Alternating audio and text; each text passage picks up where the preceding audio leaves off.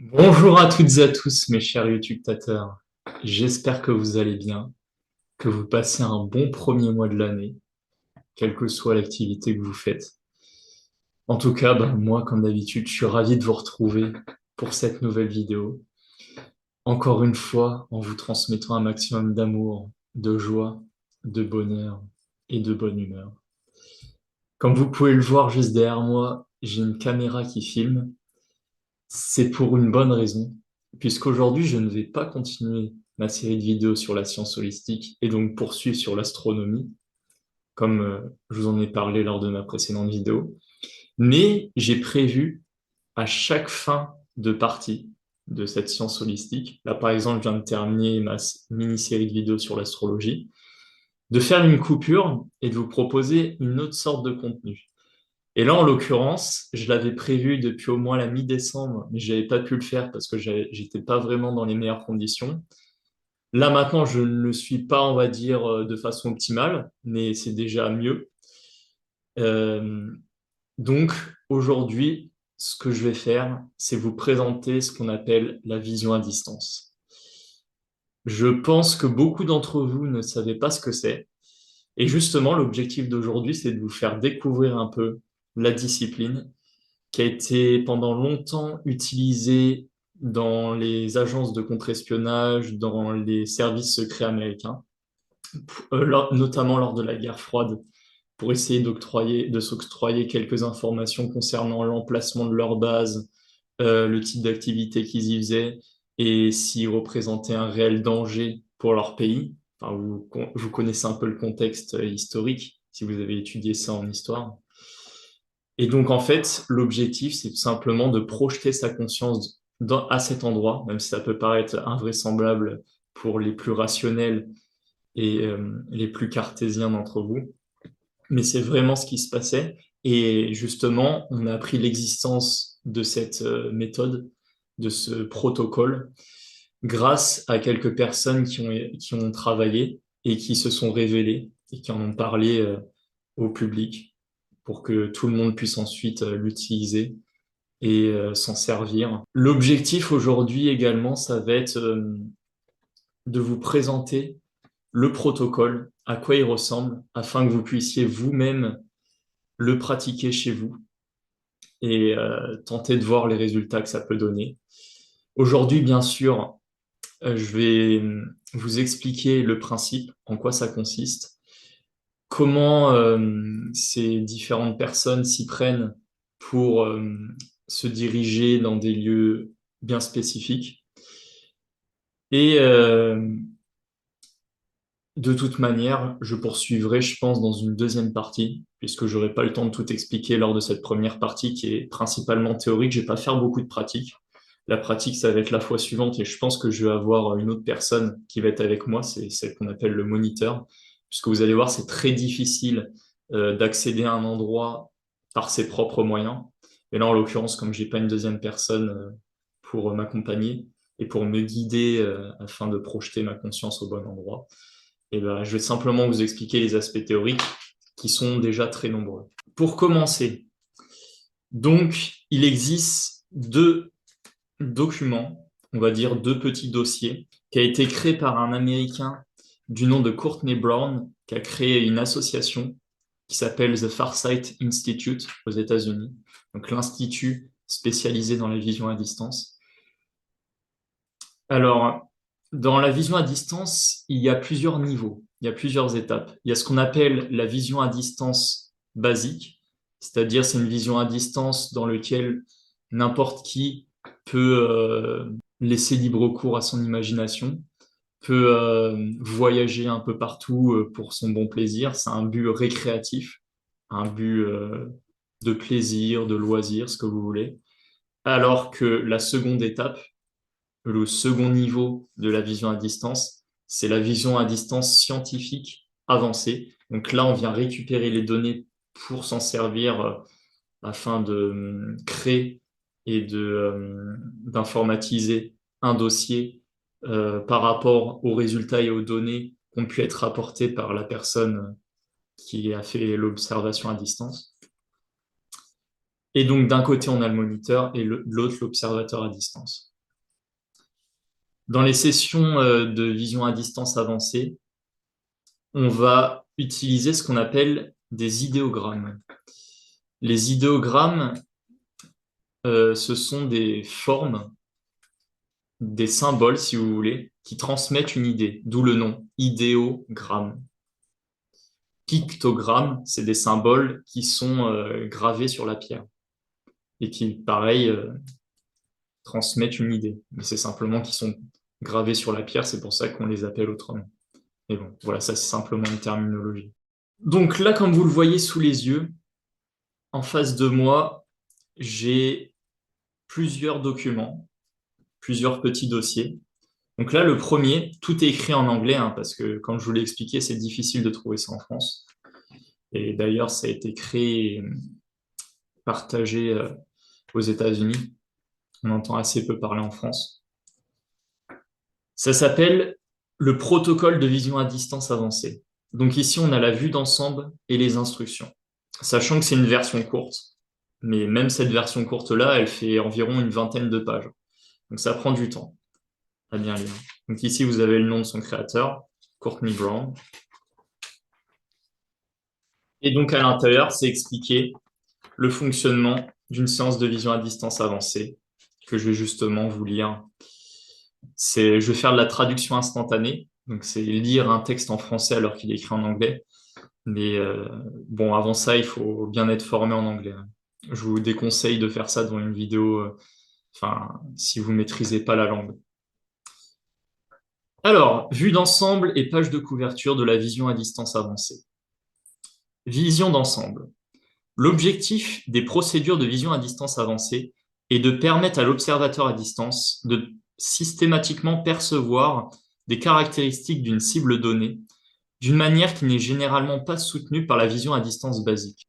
La vision à distance scientifique basique est principalement conçue pour permettre à un individu d'avoir une expérience de vision à distance réussie, mais pas pour accomplir un objectif de mission spécifique et bien précis. Pour utiliser une analogie de vol, l'usage de la vision à distance scientifique basique est plus analogue à un vol récréatif, alors qu'employer les procédures de vision à distance avancée est plus comparable à un vol de précision. Avec un vol récréatif, les personnes volent où elles le veulent, évitant les nuages, faisant des loopings sur des vues d'intérêt. Mais avec le vol de précision, les motifs et les altitudes sont plus strictement contrôlés afin d'accomplir des objectifs prédéterminés.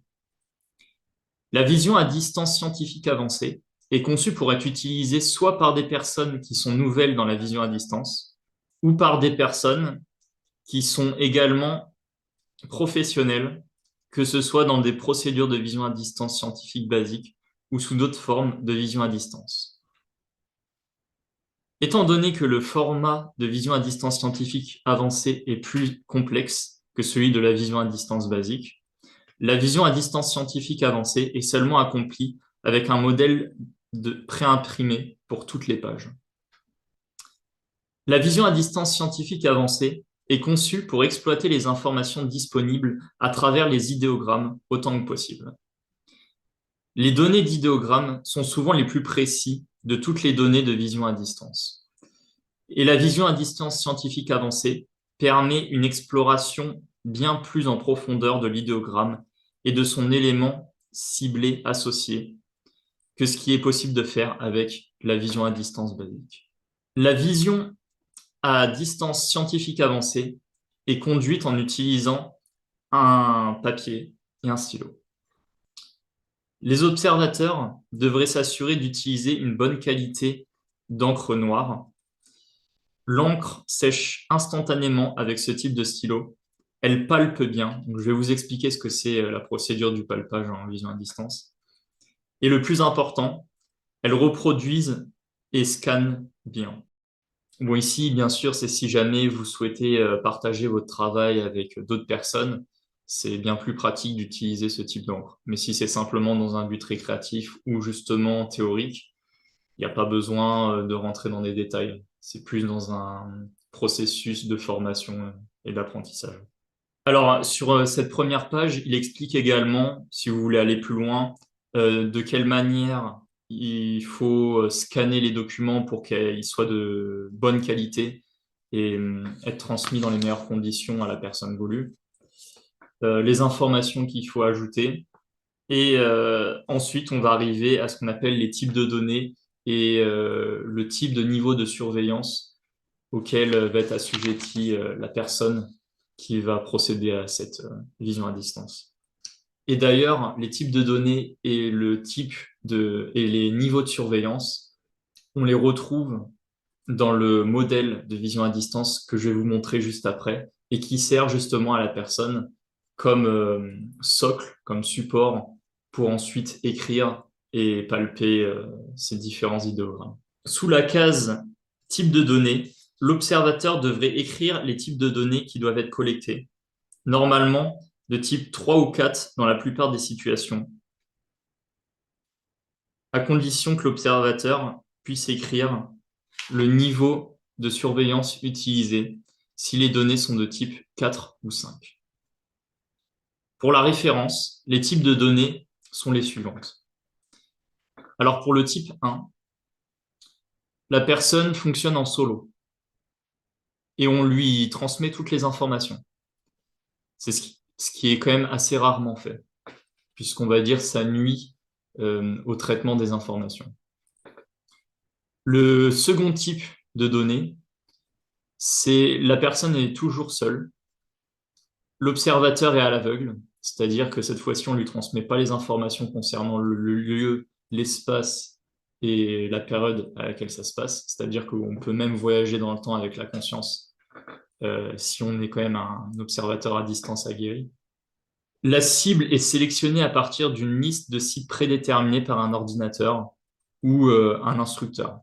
Donc ici, ça peut fonctionner sous forme d'algorithme. C'est-à-dire qu'il y a plusieurs lieux connus dans le monde qui sont entrés dans ce logiciel ou dans ce programme. Et ensuite, par rapport à toutes ces données-là, l'intelligence artificielle de l'ordinateur en sélectionne une au hasard qui va être ensuite transmis au moniteur qui va le donner à la personne qui va s'occuper de la vision à distance.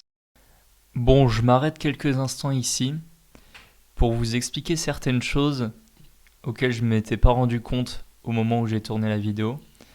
Notamment le fait que ma caméra se mettant en veille toutes les 5 à 10 minutes pour la simple et bonne raison qu'en réalité, j'avais pas lancé l'enregistrement. Donc c'est un peu normal qu'au bout d'un moment, elle se mette en veille. Je sais pas comment ça se fait, mais sur le coup, j'étais absolument certain de l'avoir enregistré. Mais bon, voilà pourquoi à chaque fois, j'ai pas arrêté de m'y reprendre. Mais à partir de la 21e minute, là, vous allez pouvoir avoir des images des différents documents que j'ai en face de moi sur la table et que, en l'occurrence, là, j'ai simplement récupéré des images en post-production de tout ce que j'avais pour que vous puissiez à peu près avoir un visuel des choses que je vous explique. Donc, je vous laisse avec la suite de la vidéo. Bon, si vous entendez un bruit avec ma caméra toutes les 5-6 minutes, c'est parce que quand je la laisse trop longtemps allumée et qu'on n'effectue aucune action dessus, et ben, elle a tendance à se mettre en veille ou à s'éteindre toute seule. Donc, à mon avis, il va y avoir beaucoup de montage pour cette vidéo. Et d'ailleurs, je pense que ça va durer un peu plus de temps que ce que je pensais, parce qu'il faut que je vous explique le principe et le processus de fonctionnement de la vision à distance. Donc, nous en étions arrêtés au troisième type de données qu'on pouvait assujettir à une personne faisant la vision à distance. Et pour l'instant, la personne travaille seule, mais elle peut être aussi en binôme. Et dans ce cas-là, il va y avoir un moniteur et donc cette personne-là. Donc, pour le troisième type de données, la personne fonctionne toujours en solo. Il est à l'aveugle, c'est-à-dire qu'on ne lui transmet aucune information. La cible est assignée par un instructeur, ce qui est habituellement fait également, mais il n'est pas avec lui. C'est-à-dire qu'il peut le faire à n'importe quel endroit. Il peut le faire en pleine forêt, dans la nature, tout comme chez lui, dans son bureau. Alors, le quatrième type de données, c'est une session surveillée avec un moniteur qui est en face de l'observateur à distance et le visionneur à distance qui est à l'aveugle, ce qui est habituellement fait justement lors des phases de formation et d'entraînement. Alors, le cinquième type de données, c'est une session surveillée, mais cette fois-ci, le moniteur et l'observateur à distance sont à l'aveugle, donc on ne leur transmet pas d'informations.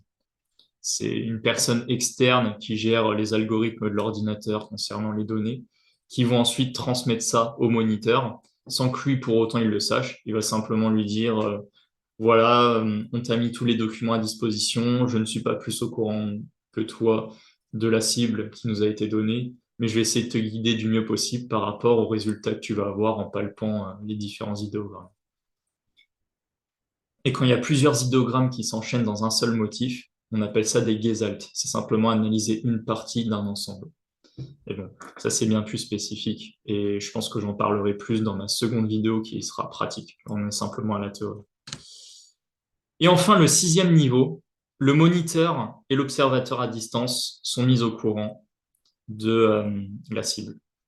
Donc, concernant les trois derniers types de données, ça se fait à deux. Et les trois premiers types de données, c'est en solitaire, si je peux résumer les choses de cette manière. Ensuite, on va passer maintenant au niveau de surveillance, c'est-à-dire ce que l'instructeur se permet de faire pour aider et orienter du mieux possible l'observateur à distance vers la cible présélectionnée, à condition bien sûr que lui-même soit mis au courant de cette cible.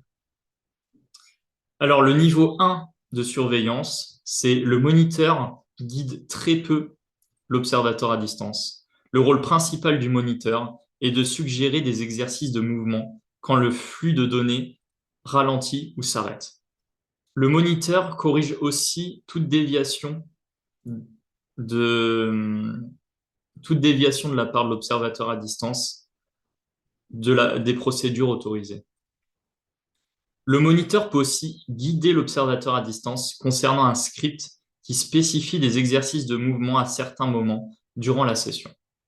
Par exemple, c'est assez régulier que le moniteur demande à l'observateur à distance de lâcher son crayon quand, après qu'il ait transmis les coordonnées, aucun motif, aucun idéogramme est tracé sur la feuille. Ça, je vous expliquerai un peu le processus. Alors, le niveau 2, le rôle principal du moniteur est de suggérer des exercices de mouvement quand le flot de données ralentit, quand l'observateur ne semble plus concentré sur la cible. En utilisant seulement des exercices de mouvement occasionnels, le moniteur peut s'assurer que l'observateur accomplisse le degré de description de la cible au maximum possible à la fin de la session de vision à distance. Le moniteur corrige aussi toute déviation des procédures autorisées. Le moniteur peut aussi guider l'observateur à distance concernant un script qui spécifie des exercices de mouvement à certains moments durant la session. Niveau 3, le moniteur est activement engagé en dirigeant l'observateur à distance, en suggérant des exercices de mouvement à n'importe quel moment il semble que c'est approprié. Le flot de données ne doit pas ralentir puisque le moniteur suggère un exercice de mouvement. Le moniteur corrige aussi toute déviation des procédures autorisées. Le moniteur peut aussi guider l'observateur concernant un script qui spécifie des exercices de mouvement à certains moments durant la session. Vous voyez, il y a un peu les mêmes sortes d'informations qui se répètent. C'est simplement qu'on va y venir ajouter quelques couches qui permettent, on va dire, ici, le niveau 1, c'est le moniteur qui agit le moins possible pendant toute la session. Et le niveau 5, le moniteur agit vraiment activement dans l'ensemble des processus d'intégration de l'ensemble des données que peut avoir l'observateur à distance. Le niveau 4. Le moniteur est activement engagé dans le processus de collection des données en proposant de nombreux exercices de mouvement qui assistent l'observateur en se concentrant sur les attributs de cible les plus importants. Le flot de données ne doit pas ralentir puisque le moniteur suggère un exercice de mouvement. Le moniteur peut aussi guider l'observateur concernant un script qui spécifie des exercices de mouvement à certains moments durant la session. Et enfin, le niveau 5, le moniteur est activement engagé dans tous les aspects de processus de collection des données. Cela inclut une évaluation de toutes ou de la plupart des entrées de données. Ce type de niveau de surveillance est approprié seulement pour un usage occasionnel ou dans certaines situations instructives avec de nouveaux observateurs. Le moniteur peut indiquer le mot « vérifier » après chaque entrée de données qui est approprié pour la cible. Ou le moniteur peut rester silencieux si ce n'est pas clair ou si la datation est inappropriée. Le moniteur peut indiquer le mot « rejeté » si une date est inappropriée pour la cible. L'observateur documente toutes les données, mais trace une ligne à travers toutes les entrées de données rejetées. Voilà. Je voulais principalement vous parler de ce début, puisque c'est quand même ce que je considère être le plus important. Donc maintenant, je vais vous expliquer phase après phase comment tout ce protocole de vision à distance s'établit. Alors la phase numéro 1, c'est donc l'idéogramme. La phase 1 commence avec une seule page de 3 idéogrammes. Alors là, je vais vous montrer, j'ai mon modèle de vision à distance. Donc ici, sur la page de couverture, on a les coordonnées de la cible. Alors, ces coordonnées-là ne correspondent pas à son emplacement géographique précis. C'est vraiment très important. Ce sont des chiffres aléatoires qui sont transmis par un algorithme. Et ces chiffres-là sont ensuite écrits quelque part ou transmis oralement par l'instructeur ou le moniteur pour qu'ensuite l'observateur à distance l'écrive. Alors ensuite, le numéro de session, c'est le nombre de fois qu'ils vont répéter la séance, le moniteur et l'observateur à distance, que ce soit seul ou à deux. Le nombre d'expériences, ça, c'est une étape dont on peut se passer. C'est pas très important. Donc en dessous, comme vous le voyez, il y a les types de données qu'on peut récupérer, le niveau de surveillance, et dans certains cas, l'interviewer. C'est-à-dire que le moniteur peut, au lieu de suggérer et de conseiller l'observateur à distance, lui poser des questions sur ces données afin que lui-même, ça l'aide dans son processus de raisonnement. C'est ce qu'on appelle aussi des questions rhétoriques, si vous connaissez un peu le fonctionnement. Bon, comme je le craignais, ma caméra s'est mise en veille, donc là j'ai dû la réallumer. On va pouvoir continuer sur la suite. Donc, nous en sommes toujours à la première page, où justement il y a les directives de la cible. En haut, c'est écrit les instructions pour l'esprit conscient. En dessous, les instructions pour le sous-espace de l'esprit. Mais on peut considérer ça comme étant le subconscient. Imprimez ce modèle de session de vision à distance scientifique avancée. Remplissez complètement cette page. Cette page sera la première page de votre session. Mettez cette page directive en face du reste de votre session quand vous avez fini.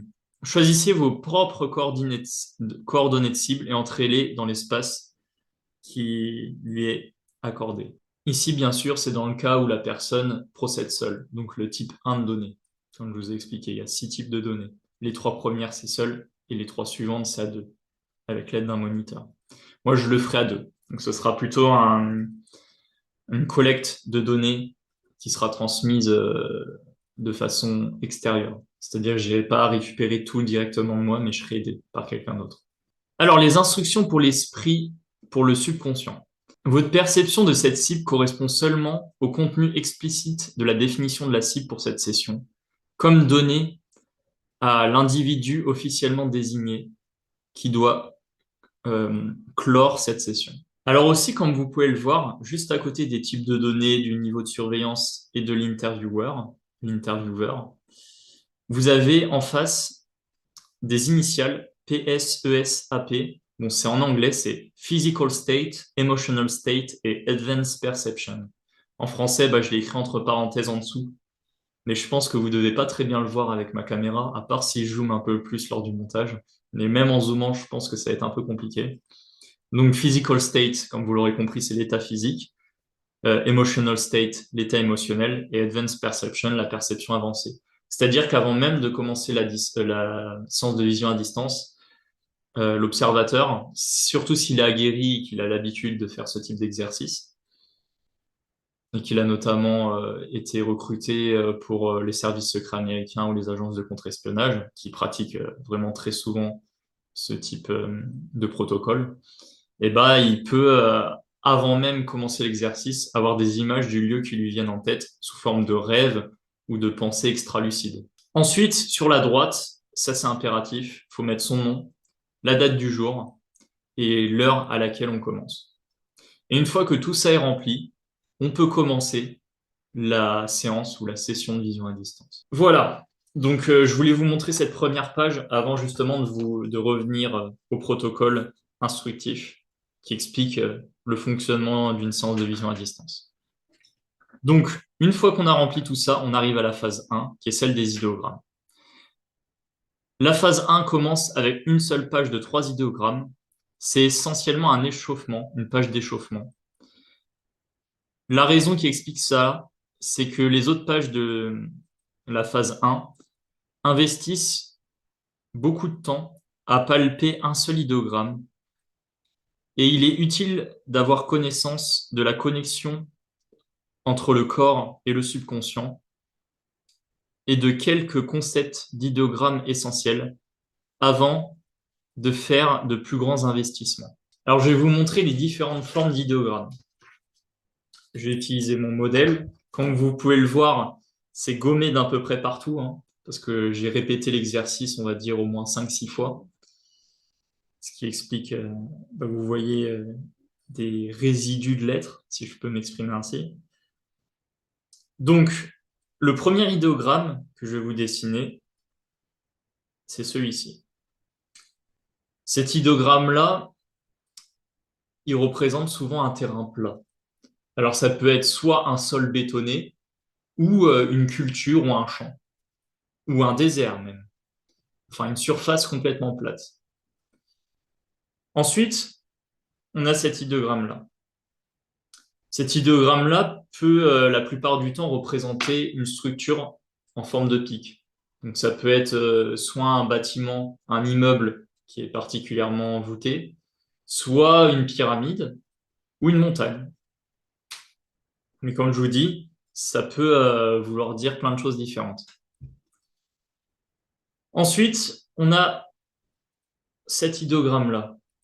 Alors, il est quand même assez difficile à comprendre. Il ressemble beaucoup au symbole d'Octobre Rose, l'association contre le sida. C'est ce qu'on appelle un sujet en vision à distance, donc une personne. C'est-à-dire que la cible qui a été assignée à l'observateur à distance est une personne. Après, il faut savoir quelle est cette personne. Si c'est un civil, un militaire, un scientifique. Enfin, il y a plein d'éléments qui rentrent en ligne de compte. Ensuite, on a cet idéogramme-là. Ça ressemble à un demi-rectangle, vous me direz, ou un angle droit. Ça représente la plupart du temps une structure. Je sais que ça peut paraître bizarre vu la forme que ça prend, mais ça peut être toutes sortes d'immeubles. Ça peut être un objet également. Et ces idéogrammes sont une interprétation de ce que notre subconscient nous transmet à notre conscience. Parce que dès lors que le moniteur nous dicte rapidement les 8 chiffres des coordonnées, notre esprit conscient n'a pas le temps de réagir, ce qui fait que c'est le subconscient qui prend le pas dessus. Et c'est de cette manière qu'on dessine ces idéogrammes. Donc en fait, ça se fait pas consciemment. C'est un processus subconscient. Donc la structure, elle peut soit être du haut vers le bas, soit elle peut se faire comme ça. Donc ça veut dire que c'est plus une structure qui monte. Alors que là, c'est une structure qui descend. On peut avoir aussi ça ou ça. Voilà. Mais ça représente à peu près la même chose. Une forme géométrique. Et une fois que vous avez fait ces exercices d'échauffement, on arrive donc au début officiel de la séance. Donc ici, comme vous pouvez le voir, vous avez des initiales désignées par IL, A et B, et qui se répètent 3 fois. Ça correspond à la répétition de l'exercice, puisque c'est vraiment hyper redondant. Par exemple, le moniteur, si vous êtes avec lui, il ne va pas arrêter de vous répéter à la suite euh, chacun des chiffres des coordonnées, qui va être sur 2 lignes. Donc, par exemple, 4, 3, 2, 1, 8, 6, 2, 5. Et juste après, notre subconscient va dessiner un idéogramme. Et c'est à partir de cet idéogramme que notre pensée va se structurer, va prendre forme et nous transmettre des images visuelles de façon télépathique. Alors, je ne sais pas exactement comment ça se passe, mais c'est le résultat qu'obtiennent la plupart des observateurs à distance. Ils ont des images qui leur sont transmises mentalement. Donc, c'est comme un processus télépathique, hein, on peut se le dire.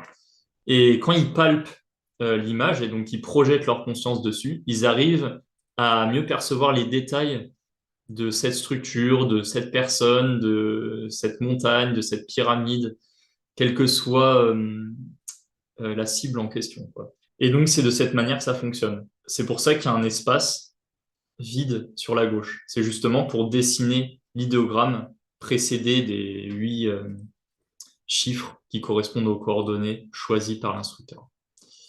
Ensuite, la partie A, que je vous entoure ici, correspond au ressenti qu'on va avoir lors du palpage de l'idéogramme.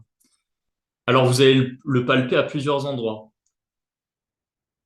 Et puis, en fonction du ressenti que vous allez avoir, eh ben, vous allez le retranscrire par un mot.